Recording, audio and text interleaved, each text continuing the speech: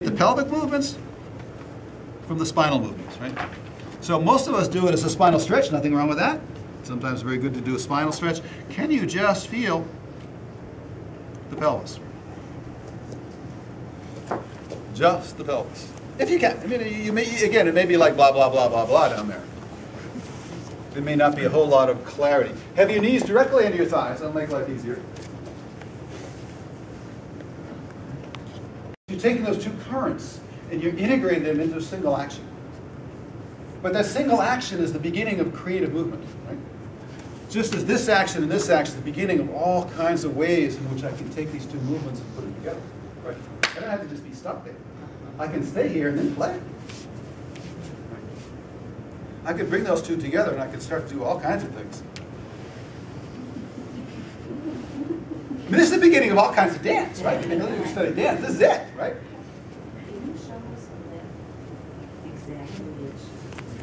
This is not a biomechanical device? I'm losing vertebra here. Lost a disc. Squeeze the disc back on here. The sitting bones towards the pubis is a circular movement that travels this way. Right? It's rolling under. We call it tucking. If you can feel it as a movement of energy along the bone as opposed to a contraction of the buttock muscles, right? If you move it along the bone, it'll be a subtle flow of energy, but it's not a gross action. It's a more subtle action. It's not too much. It's not just a gripping. That just blocks the energy. It's not contracting. It's reaching. It's if the sitting bones are reaching under. If I had a real long fishtail, it's if I'm taking my tail and I'm reaching my tail all the way across the room. If I had a cat or a dog or a kangaroo tail, I'm just going to take that tail and I'm going to reach as far as I can in that direction. Pubis, I'm going to take it and reach in that direction. So if I take my tail and I reach my tail as far back in that direction as I can. It's not really the tail, it's these two bones, but the tail is a nice image because the tail's right in the middle. The tail is halfway between these two places. The tail comes forward a little bit. The tail is kind of suspended. It's actually the very center of the perineum is the key. So the center of the perineum is the key energy point in the body. Yeah, lots of key energy points in the body. It's a good key. It's a very interesting place. Called the South Pole, the North Pole, one of the poles. It's one of the energy poles of the body.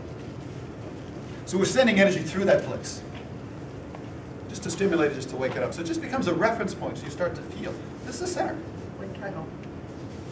Yeah. And we tend to be off-center. We tend to be a little bit off-center. So if we're a little bit off-center, then we have to hold on. Right? If we're tilting forward, I feel like I've got to hold on. If I'm falling back a bit, if I'm in my center, I don't have to hold on anywhere. And being centered doesn't inhibit me from moving, because holding on, I don't have to hold on to my center. I have to just stay centered. Which means my awareness feels where my center is, and then my center is free to move. Right? I don't have to carry it around with me. All right, you ready for this? Go for it. Question. Right. And in this movement process, are you still trying to maintain that balance that you created when you... Mm-hmm. Yes. Okay, so you're maintaining this marriage of the Yes, pelvic but it tilt can be and 90-10. growth. Doesn't have to be 50-50.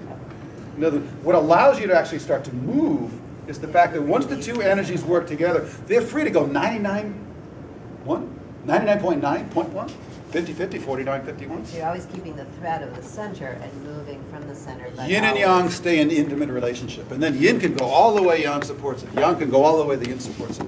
They don't break flow with each other. This is like Congress, right? It's like the Republicans, the Democrats, the liberals. They stop talking to each other, the whole thing stops. It's insanity, right? If you're philosophical promises, I'm not going to talk to the rest, I'm not going to talk to the other people. It's self-destructive. It does have a dome, and the heart actually sits right on top of the diaphragm. A little anatomy. You know that your heart literally sits, the pericardium, which is the lining of the heart, is connected to the diaphragm. So when your diaphragm rides up and down, your heart rides up and down. So when your diaphragm is actually lifting, your heart lifts. When your diaphragm is heavy, your heart's heavy.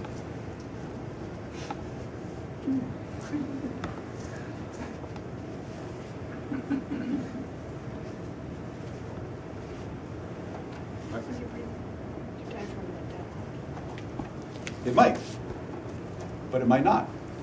Is it possible? I'm going to invite you to explore this. Is it possible for your diaphragm to go, to widen, rather than drop? So instead of inhale, exhale, think of the diaphragm as inhale, exhale, inhale, exhale, inhale, exhale, right? Instead of inhale, exhale, inhale, exhale, inhale, exhale. This is a bit radical because most of us don't move the sides of the diaphragm at all. Sides of the diaphragm are your wings. Right? The wings are your ribs. Inhale, exhale, inhale, exhale, inhale, exhale. Try this. It's like you're flapping your wings, like you're doing a monkey chicken. But feel it in here. You're going to feel like your ribs are moving. Right? Now they're your ribs, right? So you're the one who's got to find them. Isn't it amazing?